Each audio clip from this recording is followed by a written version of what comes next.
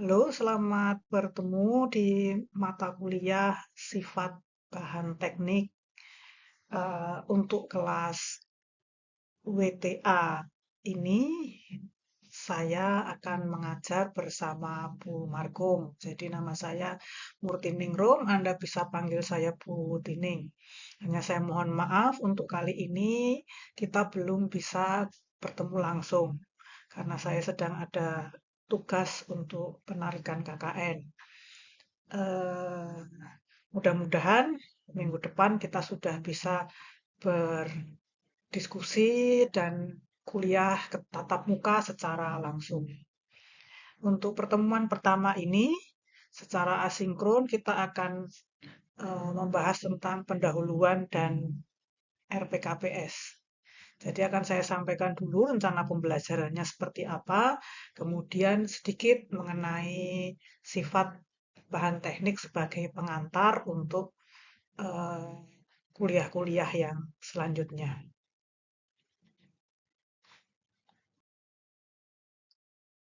Pertama, saya akan menyampaikan tentang rencana pembelajaran atau RPKPS.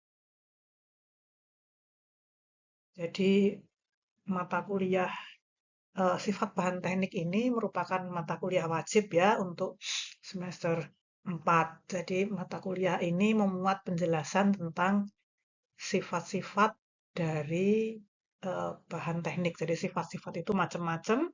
Ada sifat mekanis, termis, elektrik, magnetis. Kemudian bahan teknik itu ada macam-macam juga.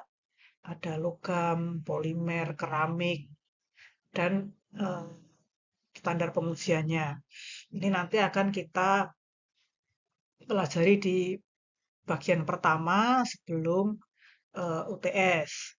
Kemudian sifat bahan teknik ini juga untuk mempelajari cara analisis. Jadi misalkan untuk tarik dan tekan terhadap suatu bahan ya, kemudian ada gaya-gaya yang bekerja di situ, gaya statis, kemudian ada tegangan geser, torsi, momen, dan macam-macam eh, apa namanya analisis dari gaya-gaya yang bekerja di suatu bahan gitu. Jadi part ya bagian dari suatu bahan dan di situ akan di akan didiskusikan, akan disampaikan pada waktu setelah UTS. Jadi sebelum UTS itu bahan-bahan dan sifat-sifatnya, kemudian setelah UTS itu ada analisis gaya-gaya yang bekerja di situ dan dampaknya ya terhadap eh, bahan teknik tersebut.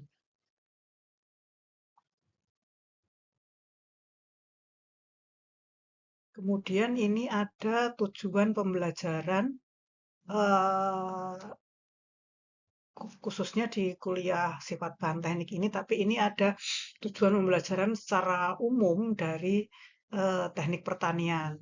Nah, dari tujuan pembelajaran yang di apa namanya di program studi teknik pertanian ada 4 yang sesuai untuk mata kuliah ini, sifat bahan teknik ini. Jadi yang pertama itu nanti setelah Anda selesai menyelesaikan kuliah ini, Anda bisa menjelaskan hal-hal yang berkaitan dengan ilmu atau pengetahuan. Jadi yang dasar antara lain itu adalah tentang material dan ilmu keteknikan. Jadi ini secara keseluruhan untuk teknik pertanian. Nanti di mata kuliah ini Anda bisa menjelaskan tentang material dalam ilmu keteknikan. Kemudian yang kedua itu mampu menerapkan pengetahuan, ya bagian dari pengetahuan itu adalah tentang material dalam ilmu keteknikan. Jadi kalau yang pertama itu apa, kemudian Setelah Anda tahu tentang ilmu materialnya, kemudian bisa menerapkan ilmu itu. Dalam hal ini adalah ilmu tentang material. Kemudian yang ketiga, mampu melaksanakan eksperimen baik di lab maupun di lapangan. Nah, tujuan pembelajaran ini akan dicapai dengan suatu praktikum. Nanti Anda akan mengikuti praktikum di mungkin tidak di teknik pertanian, mungkin di fakultas teknik untuk melakukan eksperimen-eksperimen terkait dengan bahan, terkait dengan material. Kemudian yang terakhir atau yang keempat itu nanti Anda diharapkan mampu menerapkan dan menggunakan eh, apa yang sudah Anda peroleh dari nomor 1 sampai 3 ini untuk eh, praktek-praktek teknik pertanian, praktek-praktek teknik pertanian dan biosistem. Gitu. Jadi mata kuliah ini mata kuliah yang dasar, tapi nanti Anda akan mulai bisa untuk menerapkannya di praktek-praktek teknik pertanian. Nah, ini isinya apa? Isi materi kuliahnya itu yang sebelah kiri itu adalah materi sampai dengan UTS, kemudian yang sebelah kanan itu adalah materi yang setelah UTS sampai ujian akhir. Jadi awal-awal nanti hari ini kita mulai dengan RPKPS dan pendahuluan, kemudian nanti kita lanjutkan dengan logam, jenis dan sifat bahan logam. Kemudian proses pembuatannya ada besi dan baja.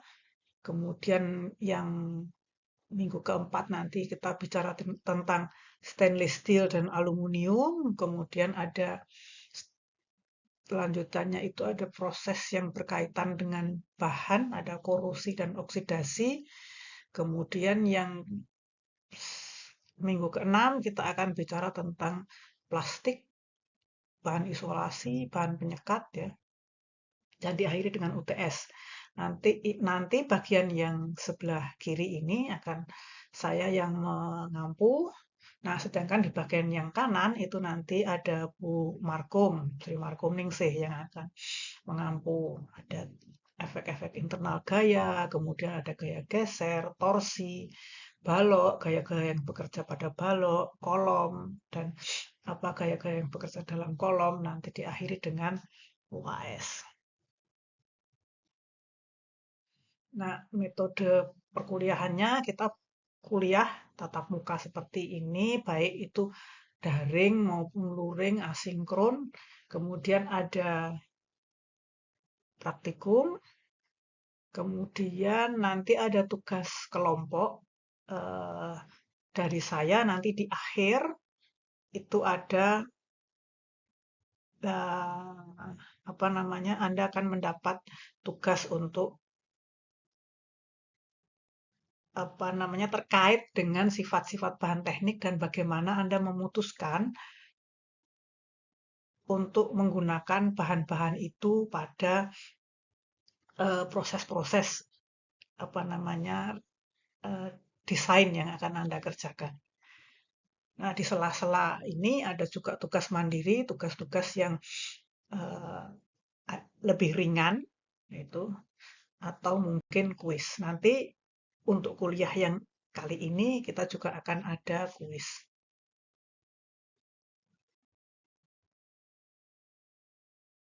Nah, ini kira-kira komposisinya seperti ini. Nanti ada ini yang saya sebutkan duluan kira-kira praktikum itu sekitar sepertiga karena mata kuliah ini 2 strip 1 ya, jadi ada sepertiga yang sepertiga bobot yang dihasilkan oleh praktikum. Jadi ini sepertiga kurang sedikit. Kemudian dari UTS dan UAS itu masing-masing ada 25%, 25%. Kemudian untuk tugas mandiri dan tugas kelompok ini masing-masing 10%. Jadi ini karena tugas mandiri ini tidak terlalu berat dikerjakannya, jadi tidak lebih sedikit prosentasenya. Kalau tugas kelompok mungkin bebannya itu lebih berat, tapi Anda kerjakan bersama-sama, jadi komposisinya juga tidak terlalu besar.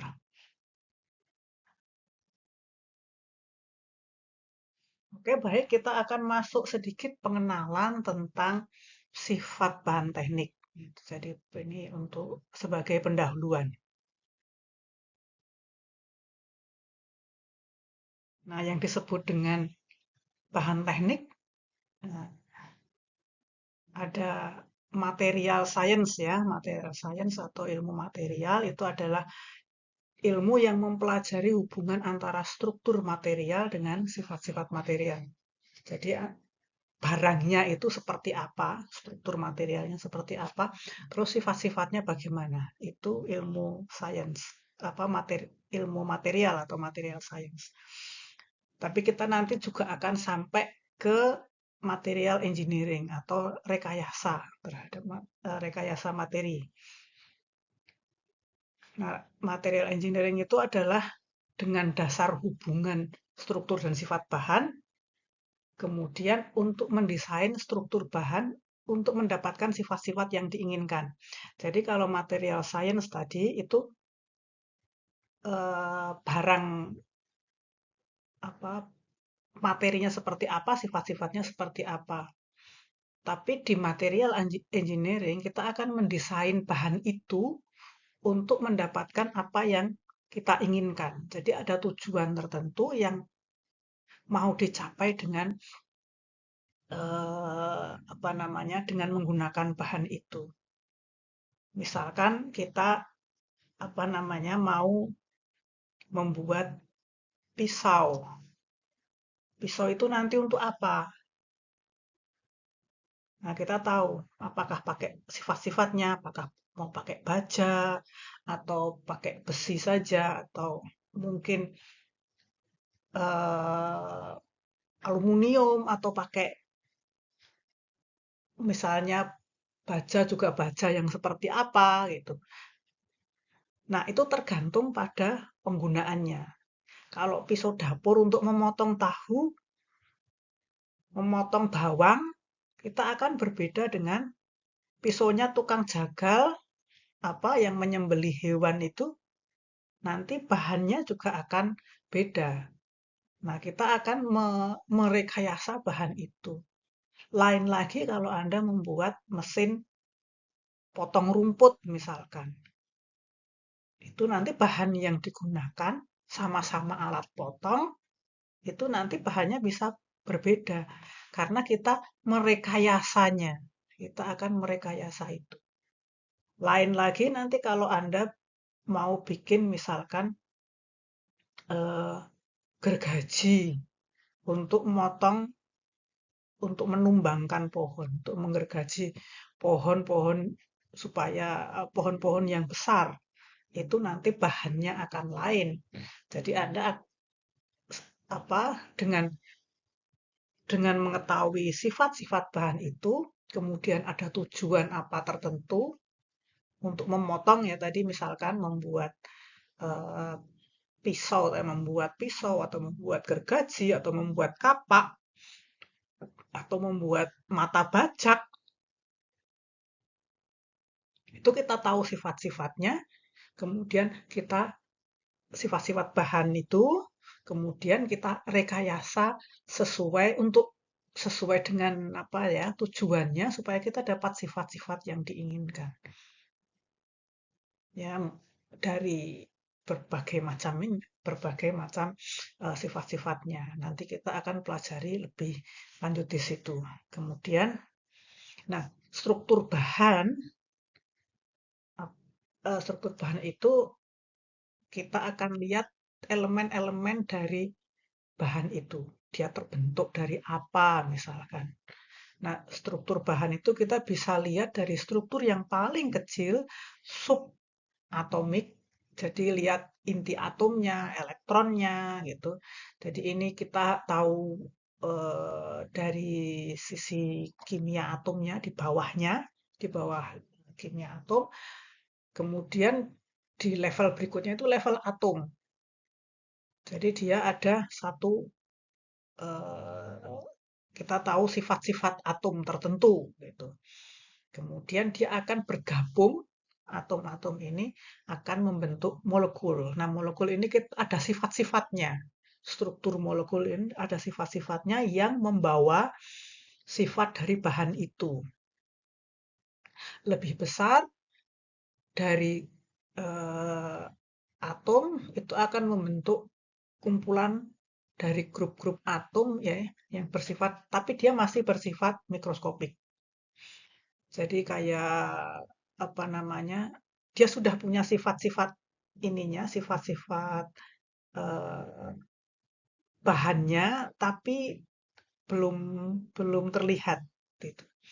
Kalau atom itu kadang-kadang sifatnya dia sifat individu, sifat masing-masing atom, misalkan atom C, atom karbon, kemudian atom H, atom hidrogen. Nanti dia kalau bersatu, misalkan dia bisa menjadi membentuk rantai karbon yang itu ada sifat-sifatnya yang berbeda menjadi etana dan sebagainya. Itu mas yang masing-masing sifatnya, masing-masing atomnya, atom C, atom H, atom macam-macam, masing-masing atom itu punya sifat, tapi dia setelah bersatu menjadi suatu molekul, itu dia punya sifat gabungan yang berbeda. Tapi masing-masing molekul belum bisa dilihat dengan mata langsung. Nah, kalau sudah bisa dilihat dengan mata mata telanjang dengan langsung kelihatan barangnya seperti itu adalah yang di tingkat makroskopik. Jadi dia bisa kita akan melihat oh bentuk barangnya seperti ini, sifat-sifatnya seperti ini itu adalah struktur bahan yang di level makroskopik.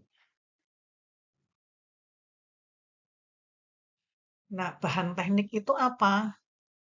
Bahan teknik itu semua unsur atau zat, baik itu padat, cair, atau gas, yang digunakan dalam dunia engineering, dunia teknik, atau dunia industri. Nah, kita di sini bergerak di dunia agroindustri atau food industry. Jadi yang padat itu misalnya ada logam, keramik, plastik, kaca, karet, kayu. Kemudian yang cair itu ada air, ada pelumas, bensin, solar. Mungkin Anda akan ketemu dengan susu, cairan buah, alkohol, gitu ya.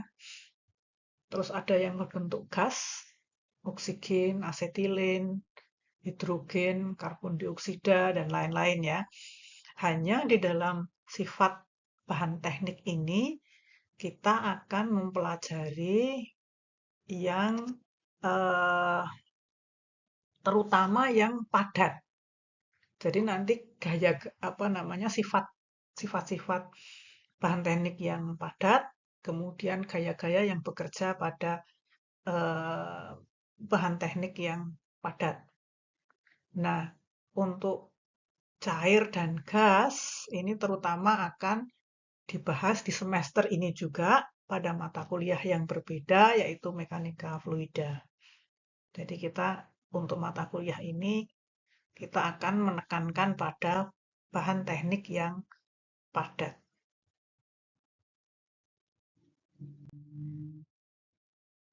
Nah, sifat-sifat bahan padat nanti yang akan kita lihat itu ada beberapa, terutama adalah sifat mekaniknya, kemampuan dia untuk menahan gaya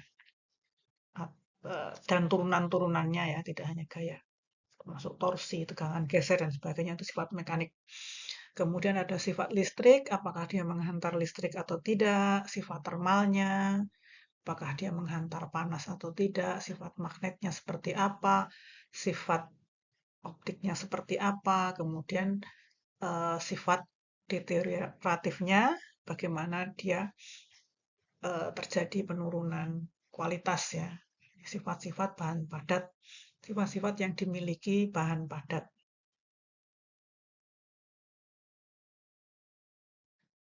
Nah, untuk kategori eh, bahan teknik itu ada beberapa nanti yang apa namanya kita akan pelajari. Kebanyakan nanti adalah logam, itu ada konduktor. Dia logam itu biasanya bersifat konduktor, kemudian tidak transparan. Kemudian ada keramik, kita akan bahas sedikit hari ini. Eh, Dia campuran antara senyawa logam dengan bukan logam. Kemudian ada polimer. Polimer itu adalah senyawa karbon dengan rantai molekul yang panjang, kemudian dia saling apa namanya berhubungan. Gitu. Termasuk ada bahan plastik dan karet, jadi dia ada termasuk polimer.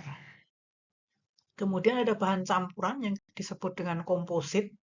Komposit ini adalah campuran lebih dari satu bahan. Yang ini berbeda. Ya. Kemudian ada bahan semikonduktor dan bahan biomaterial.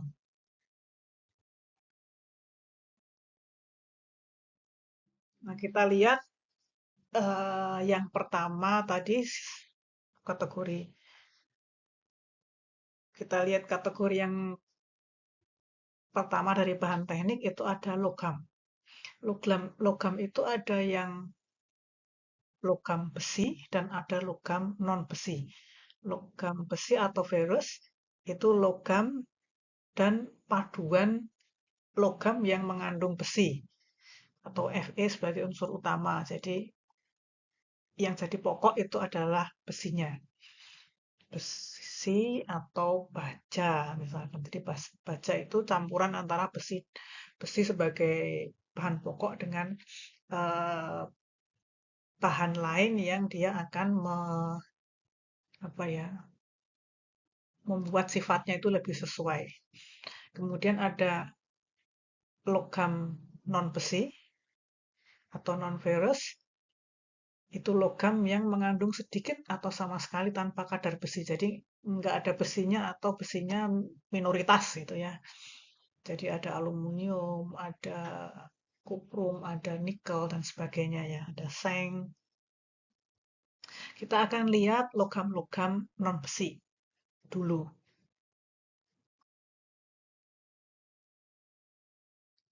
Nah, logam besi itu logam yang mengandung mengandung Fe dengan kandungan karbon sedikit 0 sampai 4,5%, dan ada yang besi eh, besi yang kadar karbonnya sangat sedikit, hampir tidak ada 0 sampai 0,008%. Kemudian ada baja yang kadar karbonnya lebih besar sampai 2%, dan ada besi cor yang kadar karbonnya 2 sampai 4,5%. Nah, ini nanti akan kita bahas pada pertemuan berikutnya lebih jauh. Nah, ada logam-logam non ferro, non besi yang dia ada mempunyai ciri-ciri dia tidak terlalu terpengaruh oleh korosi. Kemudian dia punya daya hantar listrik yang baik dan mudah dibentuk. Nanti ada kita lihat sifatnya ya. Satu demi satu. Kita akan bahas yang logam non ferro dulu. Yang pertama untuk logam non ferro kita lihat dulu tembaga. Tembaga ini punya unsur punya lambang kimia Cu atau kuprum, nomor atomnya 29. Tembaga ini apa namanya eh, hampir dikatakan tidak terkorosi. Jadi dia terkorosi tapi sangat lambat. Jadi seperti nggak terkorosi. Kemudian cara membuat tembaga murni, cara mengambil tembaga murni ini ada 3 cara. Ada cara tangguh, itu dicairkan dengan hasil elektrolisa, kemudian tembaga yang bebas oksigen. Jadi oksigennya diambil, dioksidasi dari hasil elektrolisanya itu, atau yang dengan hantaran tinggi. Jadi dia di dicairkan dengan hidrogen. Kemudian tembaga ini bisa digabungkan, dipadukan dengan logam-logam lain atau unsur-unsur lain ya, jadi Zn, Si, dan lain-lain. Logam non-ferro yang kedua itu ada aluminium. Aluminium itu mempunyai simbol Al, nomor atomnya 13. Nah, aluminium itu bisa dipadukan, bisa dicampur dengan menjadi besi cor, paduan besi tempa, kemudian bisa dipadukan dengan perlakuan panas. Nah, itu akan bisa digabung dengan unsur-unsur lain membentuk paduan yang mempunyai sifat yang baru. Logam non-ferro yang berikutnya itu ada timbal. Timbal itu lambangnya Pb, pelembem, nomor atom 82, jadi ini cukup berat. Timbal mempunyai warna biru kelabu. Dia bisa ditempa, liat, jadi mudah dibentuk, enggak mudah patah. Jadi dia logam tapi mudah dibentuk, plastisitasnya tinggi. Kemudian tahan korosi, tahan air, tahan asam.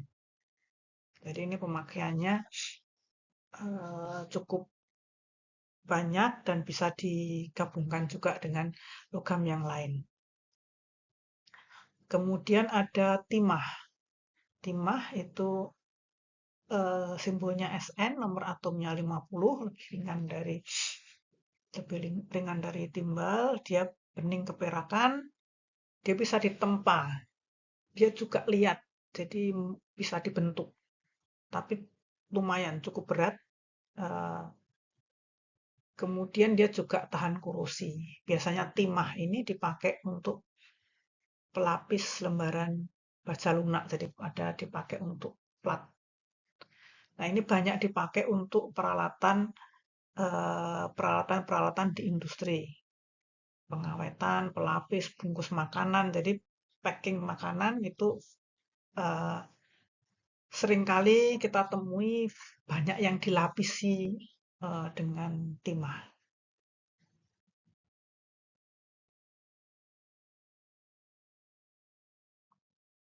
Nah, kalau tadi bahan logam kita akan maju ke bahan non logam.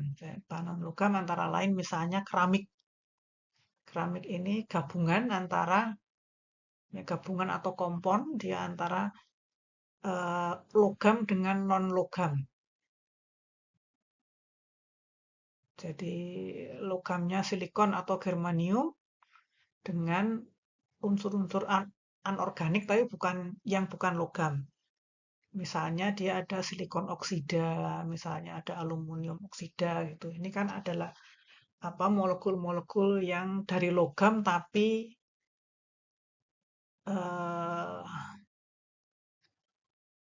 maksudnya ini adalah contoh-contoh yang dari logam tapi bergabung dengan molekul oksida yang bukan logam tapi dia anorganik.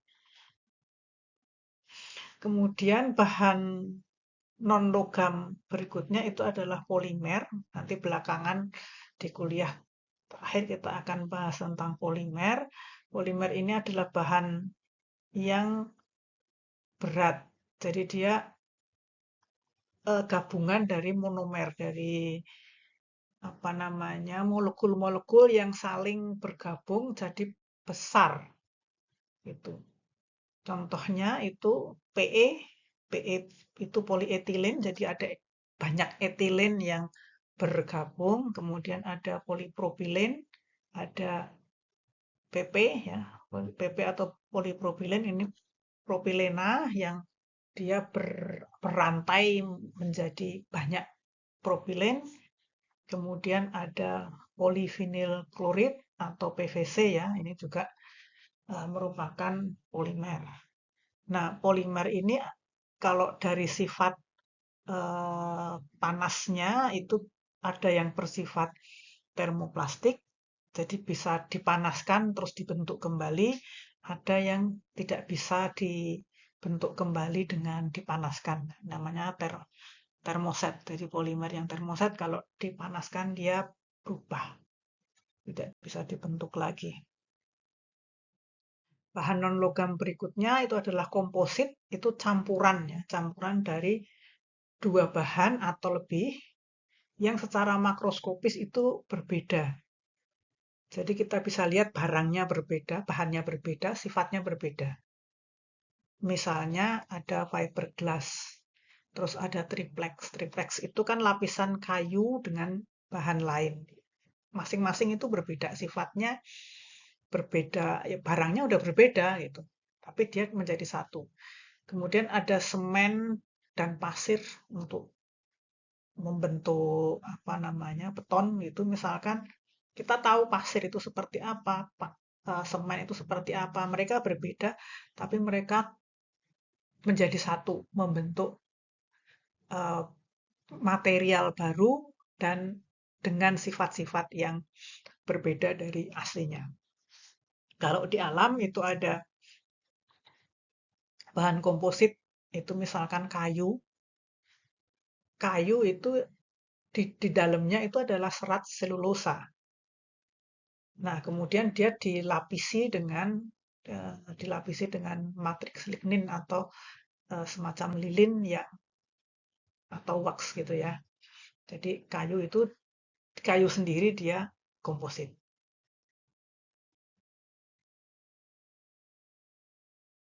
Ngapain kita untuk apa kita mempelajari sifat bahan pada teknik pertanian? Jadi penting banget kita sampai ada mata kuliahnya sendiri tentang sifat bahan pada teknik pertanian. Kenapa? Nah, seorang ahli teknik pertanian kita harus merancang. Kita desain pada salah satu tugas akhir Anda nanti selain skripsi adalah perancangan teknik biosistem. Maka di sini Anda punya tugas banget untuk merancang rekayasa proses, bangunan, alat, harus merancang. Ada kewajiban di situ Anda harus desain. Kemudian kita dituntut juga untuk membuat produk. Nanti produk ada peralatan dalam industri pangan dan industri pertanian yang lain. Nah, untuk melakukan itu, kita memerlukan kemampuan untuk memilih bahan. Untuk mencapai desain yang kita inginkan, baik itu proses, bangunan, alat mesin, itu kita butuh bahan dasar.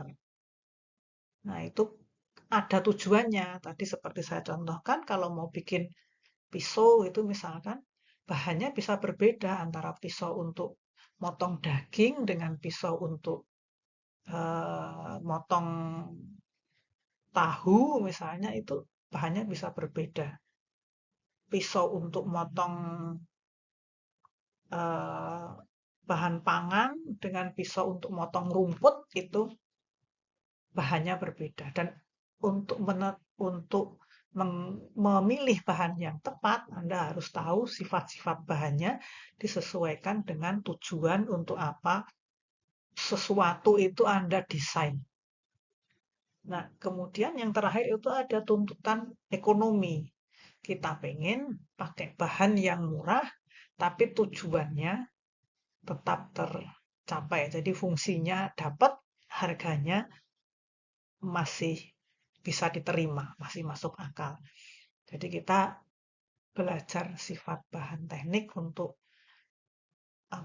mendukung dari kemampuan Anda untuk desain. Baik, kita akhiri sementara kuliah kali ini. Selamat belajar. Bersama dengan video ini ada beberapa kuis yang harus Anda kerjakan sekaligus untuk presensi ya, untuk bukti kehadiran. link kuis bisa Anda lihat di Simaster bersamaan dengan pengumuman video ini.